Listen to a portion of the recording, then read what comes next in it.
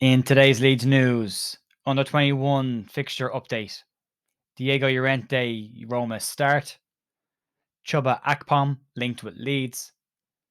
Brighton preview.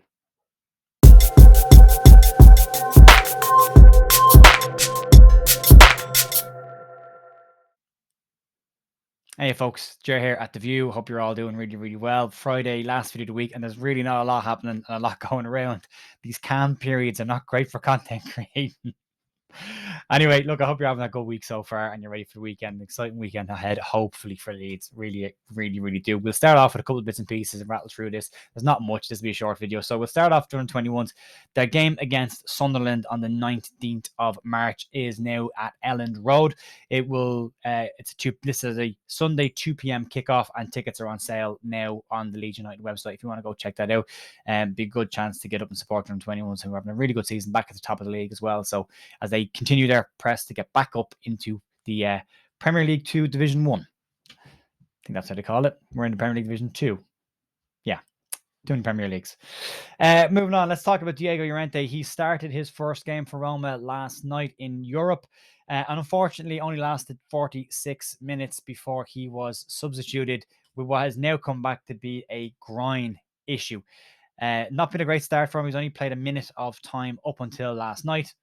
Finally gets a start, has an issue with his groin. The legacy of playing for Leeds United, injuries follow you everywhere. So unfortunately for Diego, he looks like he might be on the sideline for a little bit. It might be a precautionary one as well. There's no more detail outside of it. It was a groin issue, so I'll wait and see it for him. So I'll just hope that works out for him. Moving on, the main story, let's talk about Chuba Akpom. And according to TalkSport, Leeds are one of 6 clubs chasing the Middlesbrough attacker. When he joined Middlesbrough originally, was the summer of 2020. He kind of struggled there. I think he got 5 goals and 40 appearances. He was sent out on loan to Greek side PAOK or PAOK, whichever way you want to pronounce that. Since coming back, it's been much better for him. He's 22 goals in 30 games. He's 27 years of age, and there isn't a fee really that's been listed around what would cost to get the player. Everton and Southampton are also said to be interested in the player as well. Same clubs are always interested in the same players that we're interested in. We're shopping in that pool.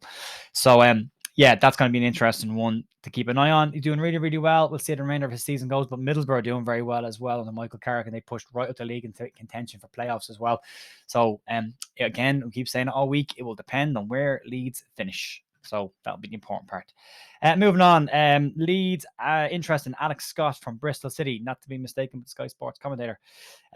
According to Ben Jacobs, Leeds' interest in Scott is now on the slide, and Leeds are moving away from the player. This is due to the player being one of Jesse Marsh's players that he wanted and was on his list of players that he wanted to brought in the summer. The 19-year-old is having an incredible season for Bristol City. He's doing really, really well, and Jesse Marsh was a big admirer of him and wanted to bring him in the summer, but the midfielder looks like he will be going elsewhere. There is a £25 million price tag on his at 19 years of age. So either he's an incredible talent or he's slightly overpriced, which would make sense. He's English and a midfielder. So English midfielders are always overpriced, unless we're selling them. But according to Ben, Leeds are no longer said to be interested in the player as it doesn't fit their new strategy with their new coach or whatever the new coach is going to be next season again. So, yeah, not a whole lot there. And then moving on, just talking about Brighton, De Zerbi has been talking an awful lot. He's been saying that he's a big admirer of Leeds. He's really looking forward to getting to Elland Road. He knows the history of the stadium there. He watched a lot of Leeds games when Bielsa was in charge, as he's a fan of Bielsa. You can kind of see that in the style of football that he plays as well. Tariq Lamptey is now apparently is hit and miss whether he'll be available for Brighton coming into the weekend, but they're not giving an awful lot away in terms of injuries, the same way we're not giving a lot away in terms of injuries. Leeds still hopeful that Sinisterra and Rodrigo will make the bench at least. It's possible to be the week after for Rodrigo.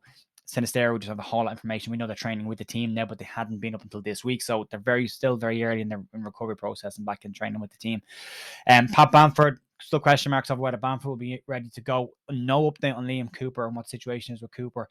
Made the bench a couple of weeks ago and then vanished again with an injury. So we're running out of time for a lot of these players. They've been injured a lot of the season. Cooper's missed a huge amount of the season. Forshaw's missed the bulk of the season. And Bamford has been in and out with different injuries. And not what we need right now. We need to get these players back in order to have a run at these games. 2 massive games coming up in the next couple of weeks.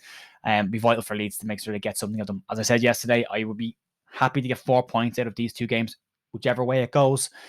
You'd like to get the 3 points this weekend, and then there's less pressure to try and get a point or nick 3 points away from home. So in the games coming up. So yeah, that one for me is a big one this weekend to make sure we can get 3 points against Brighton. So if you're going to the game, enjoy yourselves, mind yourself in the snow. Fingers crossed it all goes ahead. Can't see the game being called off because there's a new pitch and all that kind of stuff. So if you are heading up, be careful, mind yourselves, and enjoy the game. And fingers crossed for 3 points. I will see you back here on Monday for a review of the weekend and whatever news is floating around then. I'll see you then. Have a great weekend. Bye.